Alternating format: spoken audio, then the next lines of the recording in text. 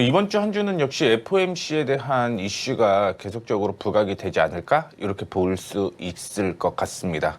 아시다시피 금리 인하는 기정사실화 됐다라고 얘기를 하는데 그런 얘기는 좀 이따가 제가 다시 한번 언급을 해드리도록 하겠고 지난 미국 증시 확인을 해보게 되면 3대 지수 모두 상승으로 마감을 했습니다. 금리 인하 기대감이 존재를 했기 때문에 주가가 반등이 나왔다라고 생각을 하고 있는데 그 안에서도 특별한 이슈는 계속적으로 조정을 받았다라고 생각을 하시면 될 것 같습니다. 특히 미국에서 오라클이 또 급락이 나오는 죄송합니다. 그 오클로죠. 오클로가 하락을 하게 되면서 아마 국내 쪽에서 원전 관련주가 그렇게 오늘은 큰 힘을 발휘하지는 못했을 거다라고 볼 수가 있을 것 같고요. 특징적인 얘기를 확인해 보게 되면 역시 연준 FOMC에서 기준으로 보고 있는 물가지수가 예상치에 부합을 했다라는 걸 확인을 해볼 수가 있을 것 같습니다. 이 때문에 미국 쪽에서 3대 지수 모두 상승하는 모습을 보여주었다라고 볼 수가 있을 것 같고요. 한간에서는 이런 얘기도 있어요. 금리 인하가 되고 내년에도 역시 실적이 늘어날 가능성이 높은 상황에서 일반 투자자들이 포모 현상이 일어날 가능성이 있다. 그렇기 때문에 투자자들이 매수가 진행이 될 가능성이 높아졌고 그런 이슈로 인해서 산타랠리가 이어질 가능성이 높다라는 얘기가 존재를 하고 있습니다. 역시 국내에서도 이런 이슈는 부각이 될 가능성이 높다라고 보고 있고요.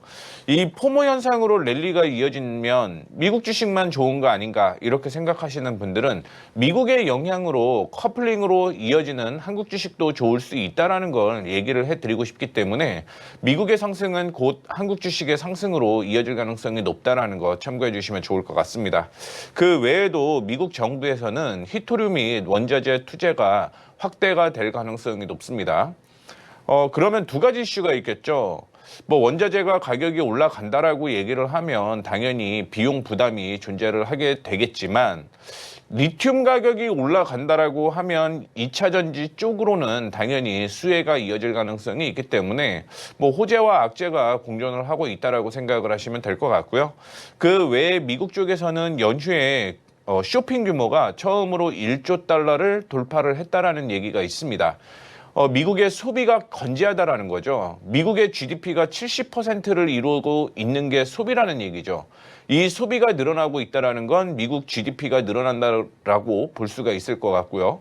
그러면 향후에도 역시 경제 성장은 지속이 될 가능성이 높다라는 걸 반증하는 그런 이슈가 될 것으로 보이고 있습니다. 자, 오늘 시장을 확인해 보게 되면 지난 금요일 기준으로 확인을 해봤을 때 일단은 주요 지수는 4,180포인트대까지는 추가적인 상승이 이어질 가능성이 높다라고 보고 있고요. 지지는 4,060포인트를 확인해 보시면 될 것 같습니다. 4,180포인트라고 얘기를 하는 건 이전에 저항으로 형성이 되었던 가격이었다라고 생각을 하시면 될 것 같아요.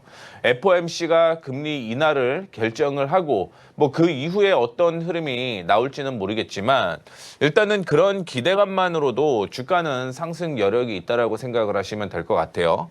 그 다음에 하락하는 추세를 지난 4,065포인트였는데 이걸 뛰어넘었다라는 얘기죠. 그래서 이번 주의 흐름은 4,180에서 4,065포인트 사이에서 움직일 가능성이 있다는 걸 얘기를 해드리고 싶고요. 코스닥 역시 지난주 기준으로 확인을 해보시게 되면 단기적인 저항은 935포인트로 형성이 되어 있기는 하지만 이 935포인트를 뛰어넘게 되면 955포인트가 그 다음 저항이에요. 그래서 FOMC에 대한 영향으로 인해서 만약에 이전의 고점이었던 937포인트를 돌파를 하게 되면 955포인트까지 올라갈 가능성이 높다는 걸 참고를 해주시면 좋을 것 같고요. 지지는 915포인트라는 것도 다시 한번 언급을 해드리도록 하겠습니다. 자, 오늘 흐름을 확인해 보게 되면 역시 삼성전자와 SK 하이닉스의 흐름이 다른 모습을 보여주고 있는데 이 두 개의 흐름이 다른 이유를 하나 말씀을 해드리자면 범용 디램의 이슈가 있다라고 생각을 하시면 될 것 같습니다. SK 하이닉스야 HBM에 대한 모멘텀이 지속적으로 있기는 하지만 이 범용 디램 가격이 올라가게 되면 당연히 삼성전자의 수혜가 될 수밖에 없다라는 걸 얘기를 해드리고 싶고요.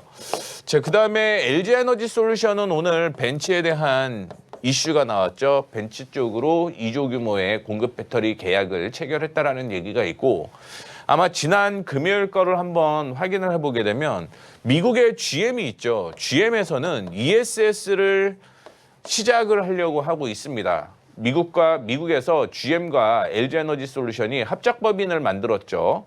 그런데 GM이 LG에너지솔루션으로 지분을 거의 다 넘겼어요. 그런데 역시 GM에서는 ESS, 2차 전지를 포기하지 않는다라는 걸 확인을 해볼 수가 있을 것 같습니다.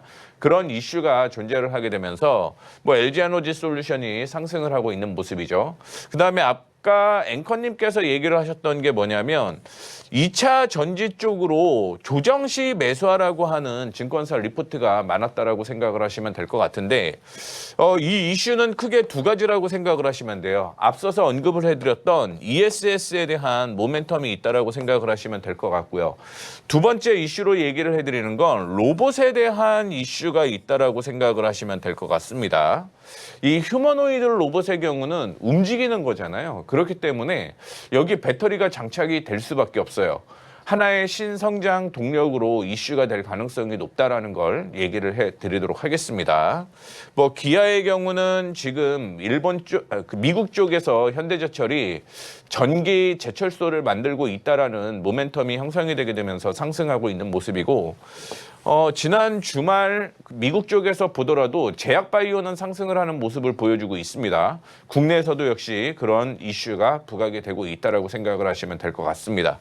앞서 언급을 해드렸던 에너빌리티가 하락을 하고 있죠. 오클로의 약세가 이어지게 되면서 뭐 두산 에너빌리티 당분간은 조금 횡보장세가 이어지는데 아마 이번 주가 변곡점이 될 가능성이 높다라는 걸 얘기를 해드리도록 하겠습니다.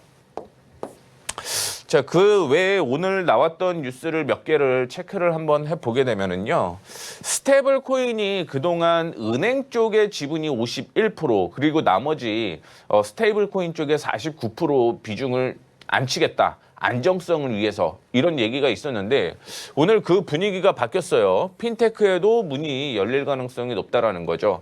은행의 지분을 많이 갖고 있는 그런 스테이블 코인의 경우 정부 당국의 형식이 아니었다라는 거죠.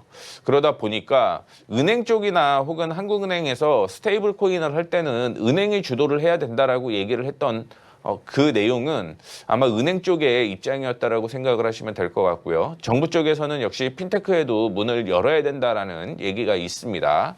그 외에 업비트 해킹 이슈가 있었죠. 200억이 넘게 해킹이 되었는데 뭐 이 부분은 일단은 최근에 이슈가 되었던 23억 같은 경우는 동결을 한다라는 얘기가 있기 때문에 앞으로 스테이블 코인과 관련돼서 이슈가 있을 가능성이 있고 업비트는 그 외에 가상자산에 대한 이슈도 있었다라고 생각을 하시면 될 것 같습니다.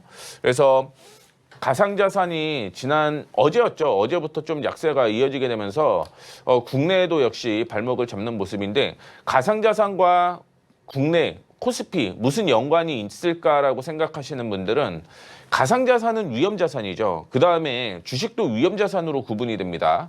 가상자산이 주가가 상승을 하게 되면 위험자산이었던 코스피나 코스닥도 역시 상승 가능성이 있다라고 보시면 될 것 같고요. 비트코인과 나스닥은 거의 커플링식으로 움직였어요. 최근에 들어서 다른 모습을 보여주고는 있습니다만 여전히 위험자산의 투자가 늘어나게 되면 나스닥의 경우도 그다음에 국내 주식도 역시 상승 여력이 있는데 지난 금요일 날 이 부분이 조금 약세가 되었기 때문에 오늘 상승을 조금 줄이고 있다 이렇게 생각을 하시면 될 것 같습니다. 자, 그다음에 뭐 앞서 언급을 해드렸던 LG에너지솔루션에 대한 내용은 이렇게 있고요. 연기금 쪽에서 로봇과 바이오주가 지속적으로 매수가 되고 있다라는 얘기가 있습니다. 특히 코스닥 시장이다라고 생각을 하시면 될 것 같은데 뭐 대표적으로 로보티즈라든가 레인보우 로보틱스 쪽으로 매수가 들어오고 있고요. 그 다음에 알테오젠이라든가 오스코테 쪽으로 매수가 들어오고 있는 모습을 보여주고 있기 때문에 아마 코스닥 활성화 정책을 하는데 주도가 어떤 종목인지를 확인해 보셔야 될 것 같아요. 알테오젠의 경우 코스닥에서 10위권 안에 있는 종목이죠. 그리고 2차 전지도 역시 매수가 들어오는 모습을 보여주고 있기 때문에 아마 이런 코스닥 상위 종목군들은 추가적인 상승이 이어질 가능성이 높다라는 걸 참고를 해주시면 좋을 것 같습니다. 제가 이번에는 기법을 또 여러분들께 드리려고 해요. 지난주까지는 제가 말씀을 드렸던 게 2026년에 올라갈 만한, 그러니까 실적이 급증하는 그런 종목에 대해서 여러분들께 무료로 종목을 나눠드린다라고 얘기를 했는데, 이번에는 좀 바꿨습니다. 기법인데 제목은 이제 제 나름대로 떠오르는 태양을 잡는 지표라고 정해봤는데, 아마 빨간색 글씨만 보시면 보조지표가 어떤 건지는 확인이 되실 겁니다. 근데 이게 예전이랑은 RSI 지표가 상당히 달라요. 그리고 국내와는 또 다르다라는 걸 얘기를 해드리도록 하겠는데, 이게 뭐냐면 제가 500개의 종목을 RSI 바닥부터 그 다음에 고점이었을 때를 다 분석을 해놨던 겁니다. 그래서 수치로 정확하게 이 표시를 해놨기 때문에 이번에 RSI 그 다음에 I를 통해서 종목 선정하는 방법까지 제가 여러분들께 무료로 제공을 해드리도록 할 테니까, 아래 보시게 되면은요, 공부방 들어오시는 방법이 있습니다. 공부방 들어오시게 되면 역시 무료로 여러분들께 제시를 나눠드리도록 할 테니까 공부방 들어오셔서 많은 도움 받아가셨으면 좋겠습니다.